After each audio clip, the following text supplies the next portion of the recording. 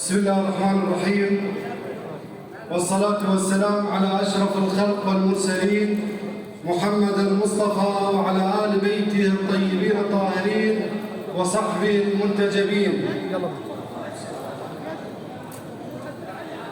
مشايخنا الأكابر، سادتنا الأفاضل، ضيوفنا الأعزاء الحاضرين جميعا في هذا المضيف العامر، مضيف البخت، السلام عليكم جميعا ورحمة الله وبركاته. شرف لنا أن نقف أمام هذه الوجوه التي تمثل هوية العراق الاجتماعية، ونحن نجدد التأبين والعزاء في ذكرى رحيل الرمز والأب والقائد والعم المرحوم السيد مالك الياسري. هذه الشخصية الاجتماعية التي تجاوزت كل المراحل الزمنية وكل التفاصيل الاجتماعية، وأثبتت أن في العراق شخصيات ستبقى خالدة مهما طال الزمن ومهما كانت هناك تداعيات هنا وهناك.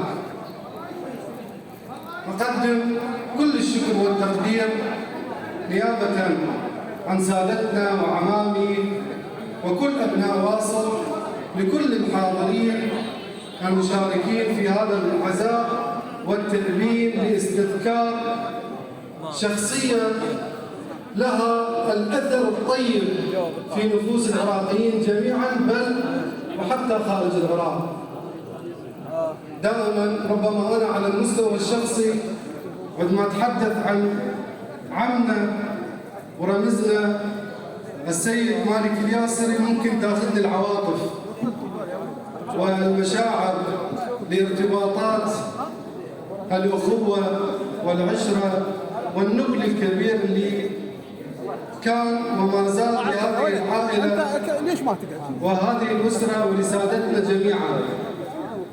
لذلك دائما نقول هناك شخصيات لا يمكن أن تموت مهما كان الزمن ومهما تعددت الأدوار، ومن ضمنهم سيدنا الذي اليوم نقف لنستذكر مواقف خالدة، وربما الحاضرين من شيوخنا وسادتنا وعمامنا يستذكرون جميعا لهم مواقف مباشرة مع سيدنا الجليل في مواقف ربما قل من كان يفعلها.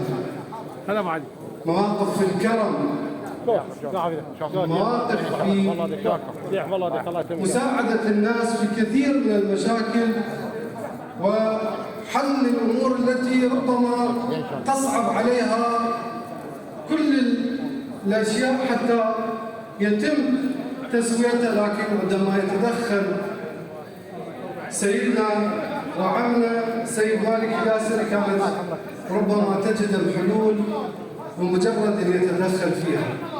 هذه الشخصية اللي لابد أن تبقى مواقفها خالدة وشاخصة، ونتحمل مسؤولية أنه الحفاظ على هذا الإرث وهذا التاريخ. واليوم عمامنا وسادتنا اللي هم امتداد لهذا الاسم والعنوان، إن شاء الله نستمد منهم القوة والأخلاق والعزيمة، لأن احنا تربينا بمضايفهم اللي هي مضايف الكرم والأصالة والانتماء لهذا البلد.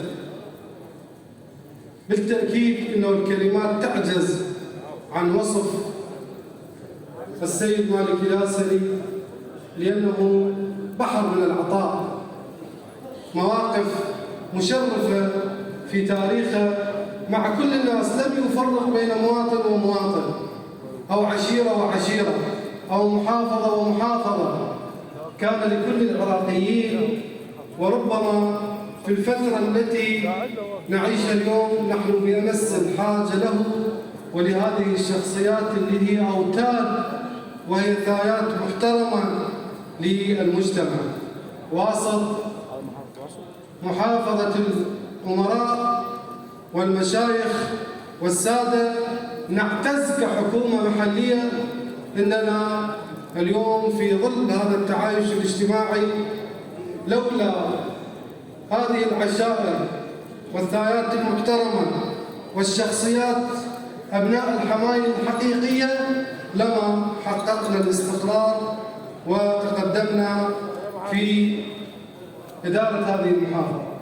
بالتالي اليوم لابد أن نكون أوفياء لهذه الشخصيات، ولابد أن نحافظ على سمعتها وتاريخها، وأن تبقى شاخصة للأجيال، لأننا اليوم لا يمكن أن يمحى التاريخ بمجرد طول السنوات.